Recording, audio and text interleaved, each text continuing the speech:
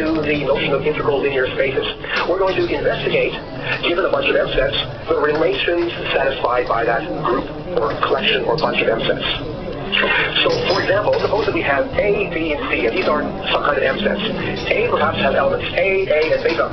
B has elements A, beta bar, or the anti of beta, square. And C has elements A, beta, beta, square bar. Now, what are A, beta, and square? Well, they're just some kind of mathematical objects that have arisen in some kind of theory that we're working in.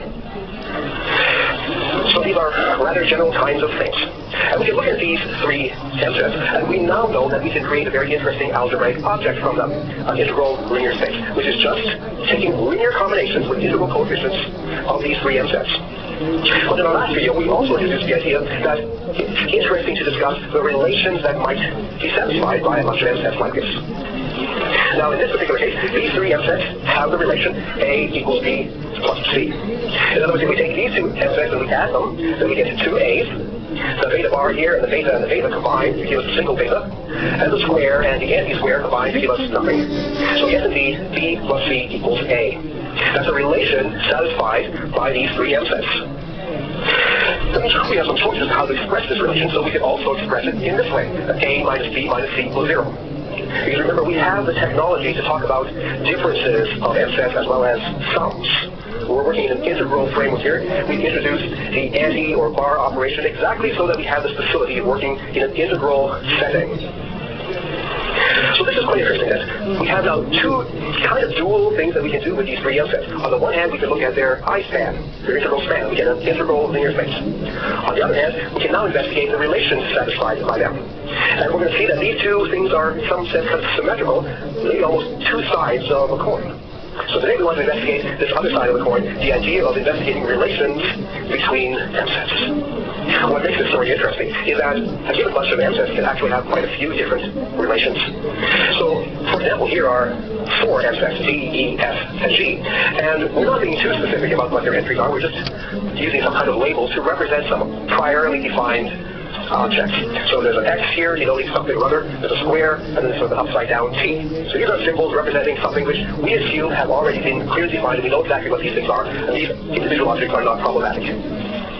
But there's only these three different types of them occurring in all four different M sets, together with the occasional bar of one or more of the elements.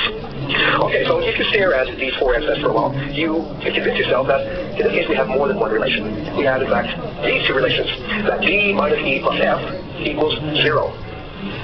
What does that mean? Okay, so if we take D, and we subtract E and we add F, we get 0. That's really the same as saying that D plus F equals E. That's maybe a little easier for us to check. So we take D and F and add them, what do we get?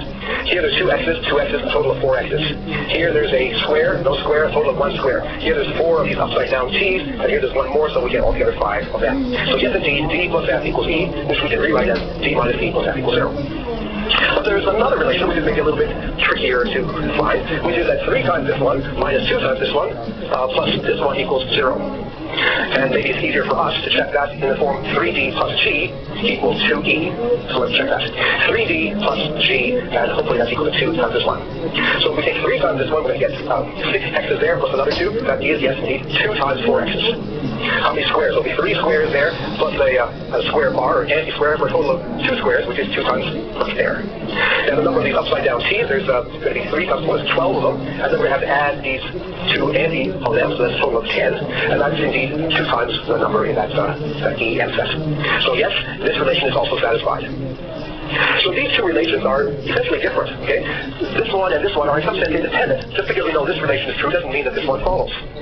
And similarly, these are not really the only two relations satisfied by these four M sets, because we can take linear combinations of such relations, and that will give us other relations that are satisfied. That's an interesting idea, that we can take linear combinations of relations to give us new relations. For example, we could take the sum of these two relations. That would be 4D minus 3E plus F plus G equals 0. That's also going to be a true relation. And we could do a lot more complicated things. We could take 27 times this first relation and subtract 104 times that relation, and that would give us yet another relation. So we see that the relations themselves are acting a little bit like our M sets under integral linear combinations, suggesting that maybe they themselves have something of an integral linear space structure. That's a very interesting idea. So now let's look at how we actually obtain relations from our row reduction algorithm. Let's go back to an example that figured in Math Foundations 222, where we were talking about the I span of these four vectors, 9, 11, minus 12, 2, 6, 10, and 0, 14.